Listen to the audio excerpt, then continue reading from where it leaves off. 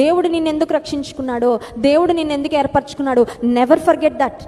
మన రక్షణ పొందింది ఇతరులను రక్షణలోనికి నడిపించడానికి.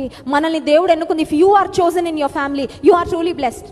ఇక్కడ నాకు తెలుసు కొంతమంది మీ కుటుంబంలో ఒక్కరే వచ్చారు ఇక్కడికి, ఇంకా మీ ఫ్యామిలీలో ఎవ్వరు ప్రభుని తెలుసుకోవాలా.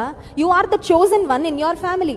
దేవునికి స్తోత్రం. మీ పైన దేవుని యొక్క ఏర్పాటు ఉంది, మీ మీద దేవునికి ఎక్కువ ప్రేమ ఉంది, అందుకే ఫస్ట్ మిమ్మల్ని రక్షించుకున్నారు.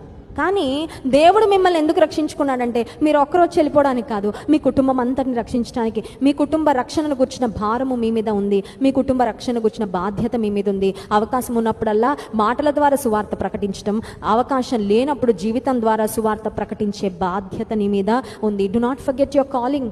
నీ పిలుపు నువ్వు మర్చిపోవడానికి వీలు. ఒకవేళ ఒక ఉద్యోగ స్థలంలో దేవుడు నిన్ను పెడితే ఏదో 4 డబ్బులు సంపాదించుకొని బ్యాంక్ బ్యాలెన్స్ పెంచుకోవడానికి నువ్వు ఆ వర్క్ ప్లేస్లో ఉన్నావు అనుకోకు. అక్కడ ప్రభుని చూపించడానికి నిన్ను దేవుడు అక్కడ పెట్టారు. You are there as a light in your work place. మర్చిపోవద్దు. నీ ఉద్యోగ స్థలంలో ఒక లైట్ లాగా నిన్ను పెట్టాడు. వెలుగు. లైట్ ఆపుకొని కూర్చోవద్దు. మత్తయి సువార్త 5వ అధ్యాయంలో యేసుక్రీస్తు ప్రభువారు చెప్పిన కొండ మీద ప్రసంగంలో, మనుష్యులు మిమ్మల్ని చూచి పరలోకమందున మీ తండ్రిని మహిమపరచినట్లుగా వారి ఎదుట ప్రకాశించండి. Let your light shine.